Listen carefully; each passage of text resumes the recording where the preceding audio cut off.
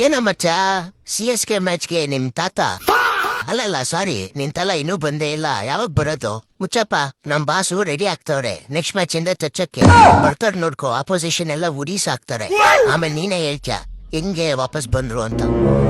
ಅದು ನೋಡೇ ಬಿಡಣ. ಅದ್ಬಿಡು, ಸಮ್ಮರಲ್ಲಿ ಮನೇಲಿ ಯಾಕೋ ಇದ್ಯಾ? ನಿನ್ CSK ಟೀಮ್ ತರೋನೆ. ಜೀವನದಲ್ಲಿ ಏನ್ ಶಾವೇನ ಇಲ್ಲ ಮಗ. ಬಾ ಎಲ್ಲರೂ ಹೋಗಿ ಎಂಜಾಯ್ ಮಾಡ್ಕೊಂಡ್ ಬರೋಣ. ಅದು ಶಿಷ್ಯ, ಈಗ್ಲೇ ಬಿಸಿಲು ಹರಿದು ಊರ್ ಬಾಗ್ಲಾಗ್ತಿದೆ. ಈಗ ಎಲ್ಲಾದ್ರೂ ಹೋಗೋಣ ಅಂತ ಕರಿತಿಯಲ್ಲ, ಅದಕ್ಕೇನೆ ಹೇಳಿದ್ದು. ಬಾ ಎಲ್ಲಾದ್ರೂ ನೀರಿರೋ ಜಾಗಕ್ಕೆ ಹೋಗೋಣ, ಎಂಜಾಯ್ ಮಾಡ್ಕೊಂಡ್ ಬರೋಣ. ಈ ಕಡೆ ದಾಂಡೇಲಿ ಆ ತರ ಹೋದ್ರೆ ಮಸ್ತಾಗಿ ಎಂಜಾಯ್ ಮಾಡ್ಬೋದು. ನನ್ಗೂ ಹೋಗ್ಬೇಕಂತ ಅನಿಸ್ತಿದೆ ಕಣ. ಆದ್ರೆ ಎಲ್ಲಿ ಹೋದ್ರೆ ಒಂದು 6,000-8,000 ಕಿತ್ಕೊಂಡ್ ಹೋಗುತ್ತೆ. ಈಗ್ಲೇನೆ ಮೊದ್ಲೇ ದುಡ್ಡಿಲ್ಲ.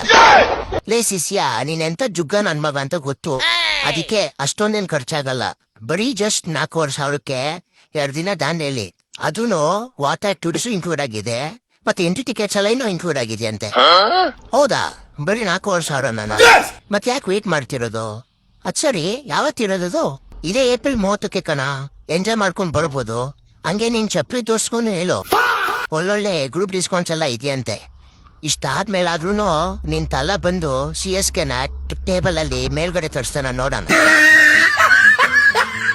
ಆದ್ರೆ ಏನ್ ಹೇಳಿ ಮಗ, 2011ರಲ್ಲಿ ವರ್ಲ್ಡ್ ಕಪ್ ಗೆಲ್ಸಿದ್ದು ನಿನ್ ತಲಾನೆ. ಅದು ಮರಿಬಾರ್ದು ಕಣ. ಅದ್ರಿಂದನೇ ನಮ್ಗೆ ಇಂಡಿಯಾಗೆ ವರ್ಲ್ಡ್ ಕಪ್ ಬಂದಿತ್ತು.